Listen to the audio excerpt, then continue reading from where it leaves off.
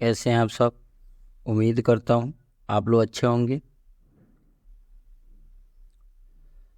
आप लोग के एग्ज़ाम के प्रिपरेशन अच्छे चल रहे होंगे। क्लास को शुरू करने से पहले जो भी इस चैनल पर नए हैं, जिन्होंने अभी तक इस चैनल को सब्सक्राइब नहीं किया है, उनसे अनुरोध है आप हमारे चैनल को सब्सक्राइब कीजिए, शेयर कीजिए अपने दोस्तों के साथ। चलिए बिना किसी देरी के 9 नवंबर का जो खतरनाक इतिहास है उसको हम आज डिस्कस करेंगे। चलिए आगे बढ़ते हैं। 1236 में मुगल शासक रुकनुद्दीन फिरोज शाह की हत्या कर दी गई थी। क्या नाम था? रुकनुद्दीन फिरोज शाह, उनकी हत्या कर दी गई थी। 1580 में स्पेन की सेना ने आयरलैंड पर हमला किया था। कहाँ पे हमला किया था? आयरलैंड पे हमला कर दिया था।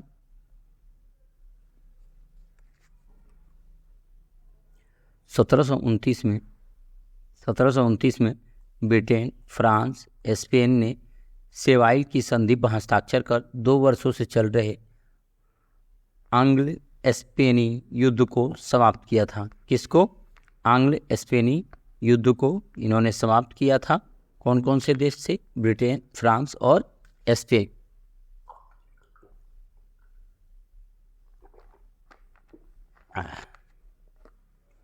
क्लियर हुआ? चलिए आगे बढ़ते हैं।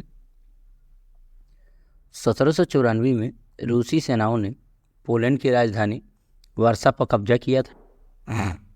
किस पे कब्जा किया था? वार्सा पर कब्जा कर लिया था।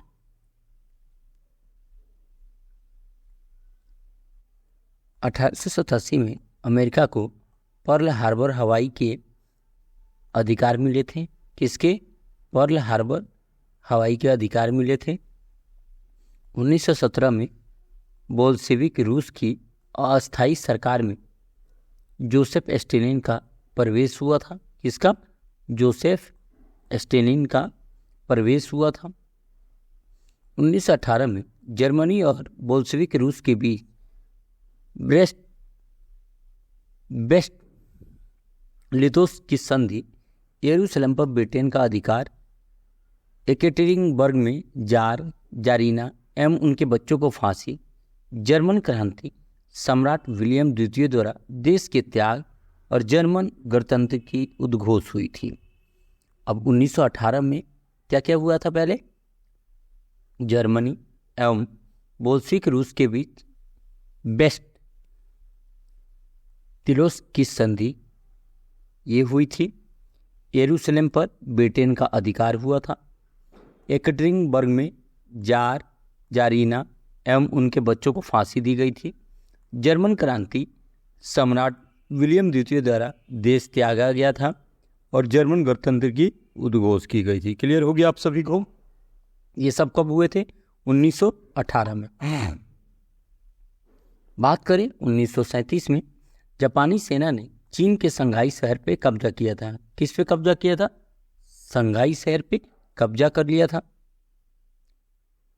1948 में जूनागढ़ रियासत का भारत में विलय हुआ था। आपको पता है जूनागढ़ रियासत कौन सा है? कमेंट सेक्शन में बताइएगा। इसका भारत में विलय हुआ था। 1949 में कोस्टारिका में संविधान को अंगीकार किया गया था। किसको अंगीकार किया गया था? संविधान को अंगीकार किया गया था। बात करें 1953 में तो कंबोडिया को फ्रांस से आज़ादी मिली थी। 1962 में अमेरिका ने नेवाडा में परमाणु परीक्षण किया था। 1985 में एंटोली कार्पोव को हराकर सोवियत रूस के 22 वर्षीय गैरी कास्पारोव दुनिया के सबसे कम उम्र के विश्व शतरंज चैंपियन बने थे। क्या बने थे? चैंपियन बने थे। ये सबसे कम उम्र के थे ये। बात करें 1989 में ब्रिटेन में मृत्युदंड की सजा पर पूरी तरह से रोक लगाई गई थी। कहाँ पे? ब्रिटेन में लगाई गई थी। मृत्युदंड की जो सजा होती है उस पर पूरी तरह से रोक लगा दी गई। सन 2000 में उत्तराखंड का उत्तर प्रदेश से अलग राज्य के रूप में गठन किया गया था। पहले उत्तर प्रदेश और उत्तराखंड एक थे, पर बहुत बड़े राज्य होने के कारण ये उत्तराखंड जो है उत्तर प्रदेश से अलग हुआ था और एक नया राज्य बना था उत्तराखंड। बात करें सन 2000 में ही उत्तर प्रदेश से विभाजित कर उत्तराखंड को एक नया राज्य बनाया गया था। उत्तराखंड भारत गणराज्य के 27वें राज्य के रूप में अस्तित्व में आया था। कौन से? 27वें। याद रखिएगा, ये सब बहुत इंपॉर्टेंट है।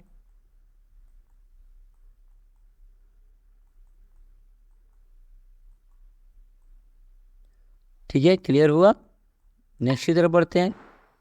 बात करते हैं 2001 में अलायंस की सेना मजार शरीफ में घुसी थी।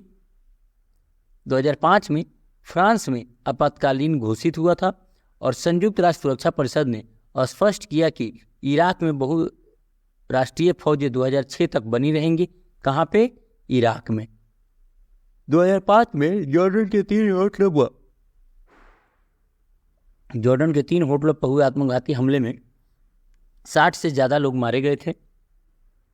कितने लोग? 60 से ज़्यादा लोग मारे गए थे। 2008 में जम्मू कश्मीर अवामी लीग नेशनल कॉन्फ्रेंस ने विधानसभा चुनाव के लिए अपने उत्तरदायियों के नामों की घोषणा की थी। बात करते हैं 9 नवंबर के दिन जन्मे प्रसिद्ध व्यक्तियों के बारे में। 1957 में यू ललित जो भारत के होने वाले मुख्य न्यायाधीश थे, इनका जन्म हुआ था। 1951 में तारिक खान जो पूर्व भारतीय फिल्म अभिनेता जिनको बेहतरीन अभिनय प्रतिभा के लिए जाना जाता है, इनका जन्म 1951 में आज ही के दिन हुआ था। लक्ष्मण सिंह गोवी जो जाने माने भारतीय कवि थे, लेखक थे, भाषाविद, संविधान विशेषज्ञ और प्रसिद्ध न्यायविद थे। 1931 में आज ही के दिन इनका जन्म हुआ था। बात करें हेंडी लामार, एक खूबसूरत अभिनेत्री होने के साथ एक आविष्कारक भी थी। 1914 में आज ही के दिन इनका जन्म हुआ था। मशहूर मुसलमान कवि मोहम्मद इकबाल जी का जन्म 1877 में आज ही के दिन हुआ था। रुदीन, पिता और पुत्र तथा शिकारी के रेखाचित्र जैसी कालजयी रचनाएं देने वाले महान साहित्यकार इवान तुर्गेनिव का जन्म 1818 में आज ही के दिन हुआ था। इंद्र विद्या वाचस्पति प्रसिद्ध पत्रकार, राष्ट्रीय कार्यकर्ता और भारतीयता के समर्थक थे। इनका जन्म 1889 में आज ही के दिन हुआ था। पंचानन माहेश्वरी जो भारत के प्रसिद्ध वनस्पति विज्ञानी थे, 1904 में आज ही के दिन का जन्म हुआ था। पायल रोहतगी जी जो फिल्म अभिनेत्री हैं, 1980 में आज ही के दिन इनका जन्म हुआ था। बात करें 9 नवंबर को प्रसिद्ध व्यक्तियों के निधन के बारे में कि किन किन व्यक्तियों का निधन हुआ था, तो गंगानाथ झा जी जो संस्कृत भाषा के प्रकांड पंडित थे, इन्होंने हिंदी, अंग्रेजी, मैथिली भाषा में दार्शनिक विषय पर उच्च कोटि के मौलिक ग्रंथों की रचना की थी। इनका निधन 1941 में आज ही के दिन हुआ था। गुलाम हैदर जी जो जाने माने संगीतकार थे, जिन्होंने भारत में और आज़ादी के बाद पाकिस्तान में काम किया था, इनका निधन 1953 में आज ही के दिन हुआ था। क्लियर हो गया? बात करें सुब्रतो मुखर्जी जी जो भारत के पहले वायुसेना प्रमुख सुब्रतो मुखर्जी का निधन 1960 में आज ही के दिन हुआ था। गोंडो केशव कर्णी जो भारत के सबसे बड़ा समाज सुधारक और उद्धारक थे, 1962 में आज ही के दिन इनका निधन हुआ था। मौजूदा फ्रांसीसी गणराज्य के जनक फ्रेंच राजनेता चार्ल्स डी गॉल की मृत्यु 1970 में आज ही के दिन निधन हुआ था।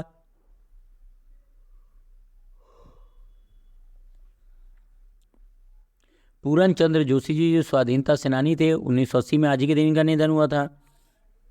केपी केशव मेनन मालाबार के प्रमुख कांग्रेसी नेता तथा समाज सुधारक थे, इनका भी निधन आज ही के दिन 1978 में हुआ था। बात करें के आर नारायणन जी का जो भारत के राष्ट्रपति थे, इनका भी निधन 2005 में आज ही के दिन हुआ था। हरगोविंद खुराना जी जो भारतीय जैव रसायन शरीर विज्ञान के क्षेत्र में चिकित्सा के नोबेल पुरस्कार से सम्मानित 2011 में आज ही के दिन इनका निधन हुआ था। बात करें फादर वालेस जो एस्ट्रेनिस मूल के मशहूर गुजराती लेखक एवं पारदर्शी पादरी थे, इनका भी निधन 2020 में आज ही के दिन हुआ था।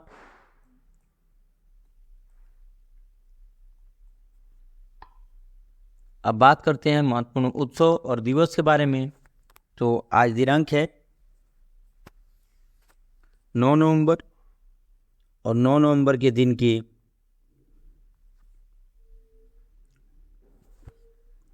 जो महत्वपूर्ण उत्सव है, दिवस है, उनमें से है राष्ट्रीय कानून सेवा दिवस।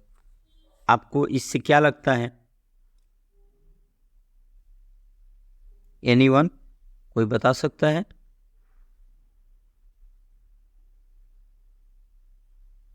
कोई बता सकता क्या है? तो हम पहले आपको बता देते हैं कि राष्ट्रीय कानून सेवा दिवस क्या है। तो सभी नागरिकों के लिए उचित और निष्पक्ष न्याय प्रक्रिया सुनिश्चित करने हेतु जागरूकता फैलाने के उद्देश्य से हर वर्ष 9 नवंबर को राष्ट्रीय कानून सेवा दिवस मनाया जाता है। अब कानून सेवा से आपको पता चल गया कि कानून के बारे में हो रहा है, ठीक है। अब बात करते हैं कि NLSD के बारे में कि क्या है। तो वर्ष 1995 में पहली बार NLSD को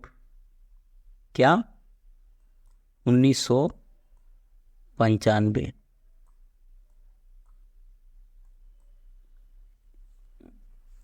मतलब नेशनल लीगल सर्विस डे, इसी को बोला जाता है, भारत के सर्वोच्च न्यायालय द्वारा समाज के गरीब और कमजोर वर्गों को सहायता प्रदान करने के लिए शुरू किया था। सिविल अपराधियों और राजस्व न्यायिकों, न्यायाधिकरणों या अर्ध न्यायिक कार्य करने वाले किसी अन्य प्राधिकरण के समक्ष उपस्थित मामलों में मुफ्त कानूनी सेवाएं प्रदान की जाती है। इस दिवस का देश के नागरिकों को कानूनी सेवा अधिकार अधिनियम के तहत विभिन्न प्रावधानों वादियों के अधिकारों से अवगत कराने हेतु मनाया जाता है। इस दिन प्रत्येक कानूनी क्षेत्राधिकार में सहायता शिविर, लोक अदालत, कानूनी सहायता कार्यक्रम आयोजित किए जाते हैं। अब संवैधानिक प्रावधान क्या है इसका? तो अनुच्छेद, आपको आज क्लियरली बता रहा हूँ, थोड़ा डिटेल में इसके बारे में समझा दूँ आपको, क्योंकि हर किसी को ये जानना बहुत जरूरी है। अनुच्छेद 39A कहता है कि राज्य यह सुनिश्चित करेगा कि विधि तंत्र इस प्रकार काम करे जिसमें समान अवसर के आधार पर न्याय सुलभ हो, और विशिष्टता यह सुनिश्चित करने के लिए कि आर्थिक या किसी अन्य नियोग्यता के कारण कोई कानूनी न्याय प्राप्त करने के अवसर से वंचित न रह जाए। निःशुल्क विविध सहायता की व्यवस्था करना। अनुच्छेद 14 और 22(1) भी राज्य के लिए कानून समक्ष समानता और सभी के लिए समान अवसर के आधार पर न्याय को बढ़ावा देने वाली कानूनी व्यवस्था सुनिश्चित करने का अनिवार्य बनाते हैं। अब बात करते हैं इसके बारे में कि कानूनी सेवाएं प्रौद्योगिकी का उद्देश्य क्या है। मुफ्त कानूनी सहायता, सलाह प्रदान करना, कानूनी जागरूकता फैलाना, लोक अदालतों का आयोजन करना, वैकल्पिक विवाद समाधान करना, अपराध पीड़ितों को मुआवजा प्रदान करवाना, मुफ्त कानूनी सेवाएं प्रदान करने के लिए कानूनी सेवा संस्थान हो। जैसे राष्ट्रीय स्तर पर बात करते हैं तो राष्ट्रीय विधिक सेवा प्राधिकरण है, जिसको हम NALSA बोलते हैं। इसका जो है 1987 के तहत किया गया था इसका गठन। मुख्य न्यायाधीश इसके मुख्य संरक्षक होते हैं। राज्य स्तर पर अगर बात करते हैं तो राज्य विधिक सेवा प्राधिकरण होता है। इसके भी मुख्य न्यायाधीश जो होते हैं उच्च न्यायालय के, राज्य के उच्च न्यायालय के मुख्य न्यायाधीश करते हैं। अगर जिला स्तर पर बात करते हैं तो जिला विधिक सेवा प्राधिकरण होता है, जिसके जिले के न्यायाधीश इसका उपाध्यक्ष होते हैं। तालुका उपमंडल स्तर पर तालुका उपमंडल विधिक सेवा समिति होती है। अगर उच्च न्यायालय की बात करते हैं तो उच्च न्यायालय कानूनी सेवा समिति होती है। सर्वोच्च न्यायालय की अगर बात करते हैं तो सर्वोच्च न्यायालय कानूनी सेवा समिति होती है। अब निःशुल्क कानूनी सेवाएं प्राप्त करने के लिए हमारे पात्र व्यक्ति जो होती हैं, महिलाएं और बच्चे हैं, अनुसूचित जाति अनुसूचित जनजाति के सदस्य, औद्योगिक कामगार, सामूहिक आपदा, हिंसा, बाढ़, सूखा, भूकंप, औद्योगिक आपदा के शिकार हो, दिव्यांग व्यक्तियों के लिए हो, हिरासत में उपस्थित व्यक्ति हो, वे व्यक्ति जिनकी वार्षिक आय संबंधी राज्य सरकार द्वारा निर्धारित राशि से कम है, अगर मामला सर्वोच्च न्यायालय से पहले किसी अन्य अदालत के समक्ष है, यदि मामला 5 लाख रुपए से कम का है तो वह सर्वोच्च न्यायालय के समक्ष जाएगा। मानव तस्करी के शिकार या बेगार में संलग्न लोगों के लिए ये होता है। क्लियर हो गया आप सभी को? चलिए नेक्स्ट की तरफ बढ़ते हैं, बात करते हैं विश्व उर्दू दिवस। नाम से ही आपको पता चल रहा है कि बात यहाँ भाषा की हो रही है, तो उर्दू आपको पता ही है कि भाषा है ना? किसी को पता है कि इसका इतिहास क्या है? अगर बात करते हैं तो विश्व उर्दू दिवस मोहम्मद इकबाल की जयंती को, किसको? मोहम्मद इकबाल की जयंती को चिन्हित करने के लिए मनाया जाता है। इनका जन्म 9 नवंबर 1877 को हुआ था। कब? 1877 को हुआ था। वह एक दक्षिण एशियाई क्या थे? वह एक दक्षिण एशियाई मुस्लिम लेखक, दार्शनिक, राजनीतिज्ञ थे। उर्दू भाषा में उनकी कविता 20वीं सदी की महानतम कविताओं में से एक थी। ब्रिटिश शासित भारत के मुसलमानों के लिए उनकी सांस्कृतिक और राजनीतिक दृष्टि पाकिस्तान के आवेग को चेतन करता था। उन्हें सम्मानित उल्लामा द्वारा संदर्भित किया गया था। अब इसीलिए इसको मनाया जाता है कि मोहम्मद इकबाल का जो जन्म है वो इसी दिन हुआ था, इसीलिए इसको याद किया जाता है। और उर्दू जो है एक इंडो आर्यन भाषा है। यह भाषा दक्षिण एशिया में व्यापक रूप से बोली जाती है। पाकिस्तान की आधिकारिक राष्ट्रीय भाषा और सामान्य भाषा उर्दू है। भारत में उर्दू 8वीं अनुसूचित भाषा का स्थान लेती है। नेपाल में उर्दू एक पंजीकृत क्षेत्रीय बोली जाती है। विश्व उर्दू दिवस हर साल 9 नवंबर को मनाया जाता है। क्लियर हो गया आप सभी को? कोई डाउट तो नहीं है? तो आज के लिए इतना ही, ठीक है?